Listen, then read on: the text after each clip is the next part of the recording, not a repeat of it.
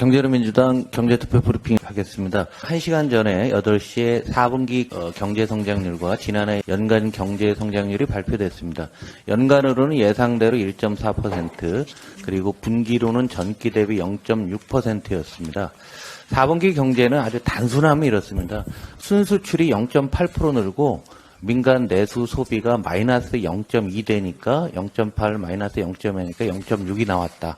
나머지는 아무런 변동도 없는 그러한 상태였다는 것입니다. 이걸 좀 큰 그림으로 보시면은요, 오늘 그림을 준비했는데요. 다른 나라와 한번 비교를 해보시면 알 것 같습니다. 미국 같은 경우가 소매 판매 계속 늘고 있고요.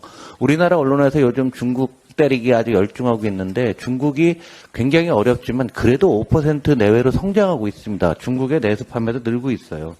반면에 단순한 소매 판매입니다. 이거는 전체 소비라기보다도 어떤 물건을 사는 거죠. 생필품들 산다라고 봤을 때 2019년 대비 한국은 3%밖에 안 늘었습니다. 그런데 미국은 15% 정도 늘었죠.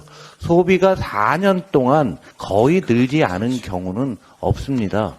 더군다나 소비가 늘어나는 이런 부분들이 2021년 말, 2022년부터 급속도로 약화되고 있는 것, 이 부분에 대해서 우리 사회적인 관심이 필요하다라고 생각을 합니다.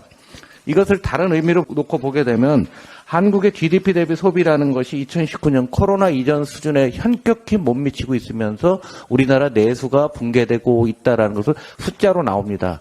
이 이면에는 지역 간의 차별도 있습니다. 세종이나 서울 같은 수도권 같은 지역들은 카드 사용액으로 한번 이렇게 보니까요, 많은데 그렇지 못한 지방 소멸되는 지역들의 카드 사용액은 여전히 매우 부진한 상태입니다. 정부가 연일 증시 부양책들을 내고 있는데요. 그럼에도 불구하고 이렇게 내수가 나쁘니까 유통, 건설, 금융 같은 내수업체들의 주가 수준들은 매우 낮은 수준을 유지하고 있다는 것은 우리 투자가들이나 우리 그림으로 보도 분명히 아실 수 있을 거라고 생각됩니다. 보다 근본적인 문제가 있습니다. 경총에서 분석한 건데 반도체, 디스플레이, 2차 전지, 미래차, 바이오 로봇, 한국의 미래를 먹여 살릴 산업들입니다.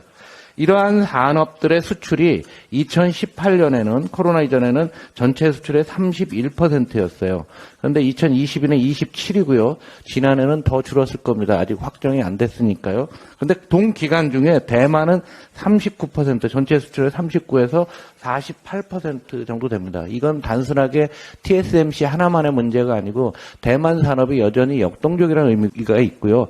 다른 선진국들, 독일, 일본, 중국, 미국들도 어느 정도 비중을 유지를 하고 있는데 한국만 유일하게 줄었다는 얘기죠. 그러다 보니까 우리나라 이 6대 산업이 전 세계 수출 시장에서 한국의 점유율이 8.4%에서 무려 4분의 1이 줄어들은 2020년에 6.5가 됐습니다. 딴 나라는 웬만한 경우 다 늘어났습니다. 지금 본질적인 문제는 한국의 산업 기반이 매우 약화되고 있다는 겁니다. 정부가 연일 코리아 디스카운트를 외치고 있는데요. 정부가 내놓는 정책은 전부 다 진통제입니다. 해열제입니다. 근본 치료와는 무관한 겁니다. 정부가 내놓는 정책들은 외국인의 입장에서 보게 되면은 스스로 코리아 디스카운트를 만드는 정책으로 볼 수가 있습니다. 근본적으로 우리 산업을 살리면은요, 정책 없이도 주가는 올라가고 코리아 디스카운트는 해소될 수가 있겠습니다. 민주당은 총선을 통한 정책에서 진통제가 아닌 한방적인 처방, 멀리 한국의 경제와 한국 주식시장이 살아날 수 있는 정책을 마련하겠습니다. 경제는 민주당이었습니다. 감사합니다.